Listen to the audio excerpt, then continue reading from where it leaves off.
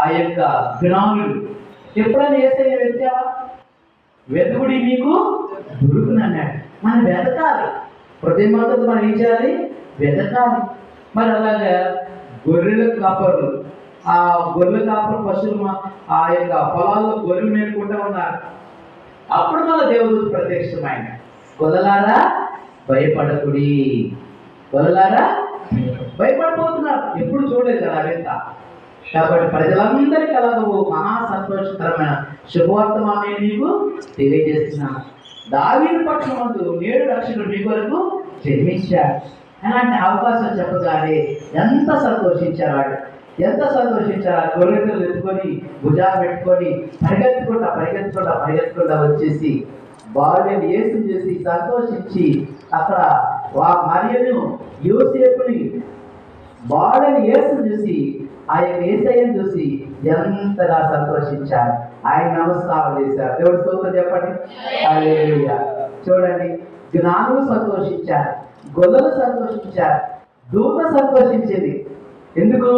దేవుని యొక్క వర్తమానాన్ని దూత తీసుకొస్తుంది కదా, దూత కూడా సంతోషించింది. అంతేకాదు పరలోక సైన్యమంతా వచ్చింది. లోకరక్షకుడు భూలోకంలో జన్మించాడు తల్లి అయిన మరియ గర్భాలని. ఆ పరలోక సైన్యం అంతా కూడా భూలోకానికి దిగొచ్చి ఆ పశువుల కట్టులో పడుండబెట్టినటువంటి బాలుని చూసి ఆ యొక్క సైన్యం అంతా కూడా దేవదూతలందరూ కూడా దేవుని స్తుతించి మహిమపరచారట.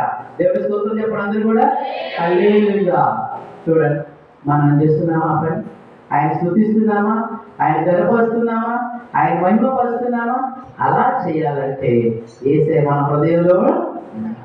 చిన్నపిల్లవాడు చూడు, ఆ టీచర్ చెప్పినట్టు చెప్పాడు. చిన్నపిల్లాడు చెప్పలా, ఏమన్నాడు? మా ఇంట్లో చాలా స్థలం ఉంది, రండి. అలాగే నువ్వు కూడా యేసయ్య నా హృదయంలోకి రా, నువ్వు నా హృదయంలో ఉంటే నాకు అంతే చాలు. అప్పుడు నేను గురించి ఇతరులకి నేను ప్రకటన చేస్తా. గొర్రె కాపరులు యేసయ్యకి చెప్తూ వెళ్ళిపోతున్నారు, అరే రక్షకుడు జన్మించాడు, మెస్సియా జన్మించాడు అని దారి వచ్చే వాళ్ళందరూ చెప్తా ఉన్నారు. మనం ఎవరికైనా చెప్పామా? మనం ప్రశ్నించుకోవాలి. కాబట్టి నిజమైన క్రిస్మస్ అంటే నిజముగా మనం ఎలా ఉండాలంటే క్రీస్తు మన హృదయంలో కలిగి ఉండాలి. క్రీస్తును మన హృదయంలో కలిగి ఉన్నప్పుడు దీనులుగా ఉంటాం, తగ్గించుకుంటాం. క్రీస్తు మన హృదయంలో ఉన్నప్పుడు మనం ఏం చేస్తామో త్యాగం ఉంటుంది. ఏమంటుందమ్మా? త్యాగం, సాక్రిఫైస్ చేస్తాం. ఇంకా క్రీస్తు మన హృదయంలో ఉన్నప్పుడు మనం ఏం చేస్తామంటే ఆయన రాకడతో సిద్ధపడతాం. త్వరగా వస్తున్నాడు కదా, కాబట్టి ఇంతకుముందు రక్షకుడుగా వచ్చాడు, ఈసారి రక్షకుడు కాదు, తీర్పు తీరుస్తాడు, జడ్జిమెంట్. ఏమమ్మా నువ్వేం చేస్తావు నా కోసం? క్రిస్మస్ రోజున నా పుట్టినరోజు ఒకరికైనా వాక్యం చెప్పావా? ఒక్కరినైనా ఆహ్వానించావా అని యేసయ్య లెక్క అడుగుతాడు. పాస్టర్ గారు కాదు, నేను కాదు, యేసయ్య అడుగుతాడు. కాబట్టి ప్రతి ఒక్కరు కూడా వాని క్రియలు చొప్పున.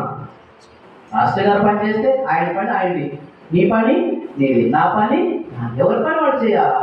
బహుమానం ఇచ్చేది ఎవరు? యేసయ్య బహుమానం ఇస్తాడు. ఆయన జీవ కిరీటం ఇస్తాడు, బంగారు కిరీటం ఇస్తాడు, వాడబారి కిరీటం ఇస్తాడు. కాబట్టి ఆయన వైపు నువ్వు చూడాలి. ఆయన వైపు చూస్తే బహుమానం మనకి, ప్రభు మనకు బహుమానం ఇస్తాడు. కాబట్టి ప్రియమైనటువంటి దేవుడి సంగమా, ఈ యొక్క క్రిస్మస్ రోజున మీరు విన్నటువంటి వాక్యాన్ని జాగ్రత్తగా ధ్యానించండి. ప్రభువా నాకు దీన మనసు దయచేయి, ప్రభువా నాకు త్యాగము దయచేయి, ప్రభువా నీ యొక్క శిలువ మోసే కృప నాకు దయచేయి, ప్రభువా నీ యొక్క పనిని నేను చేయాలా, మరి నీ కోసం నేను జీవించాలి, నా హృదయంలో రా ప్రభువా అని ప్రార్థన చేస్తే యేసయ్య నీ హృదయంలోకి వస్తా. ఆ చిన్న బిడ్డ అలాగా ఆశీర్వాదకరంగా మార్చబడ్డాడు. అలాగని రాబోయే నూతన సంవత్సరంలో నీవు కూడా దీవెనకరంగా ఆశీర్వాదకరంగా మార్చబడతాం. కూర్చున్న వాళ్ళలో కుటుంబాలు రాలేదు కదా, కుటుంబాలు రావాలి, ఎదుగుబడి వారు రావాలి. అందరూ వచ్చినప్పుడు ఎంత సంతోషం. ఇప్పుడు ఈ కుటుంబంలో అందరూ వచ్చారనుకో, భార్య బిడ్డలు అందరూ కూడా వచ్చారనుకో, ఎంత సంతోషిస్తాం. తల్లి తండ్రి బిడ్డలు మొత్తం వచ్చారనుకో, సరిగ్గా ఎంత సంతోషం. అందరూ రక్షించబడి ఎంత సంతోషం. కాబట్టి దేవుడు ఇచ్చినటువంటి రక్షణ మనము నిర్లక్ష్యము చేయకూడదు. ఒక చిన్న ఉదాహరణ చెప్తాను. మీరందరూ రక్షించబడ్డారు కదా, యేసయ్య నమ్ముకున్నారుగా, బాప్తిసం తీసుకున్నారుగా. కాబట్టి ప్రభు నమ్ముకున్న తర్వాత, రక్షించబడిన తర్వాత బహు జాగ్రత్తగా ఉండాలి. ఆయన పని చేయాలి, ఆయన ఆలోచన చేయాలి, ఆయన మాటలకు లోపడాలి. చూడండి, ఒక వేటగాడు అడవిలో వేటాడుతూ ఉన్నాడు జంతువులు. వేటాడుతూ ఉంటే సింహం వెంట పడుతున్నాడు. ఎవరు వెంట పడుతున్నది? సింహం. సింహం అంటే మరి క్రూరమృగాన్ని భయపడి పారిపోతూ ఉన్నాడు వేటగాడు.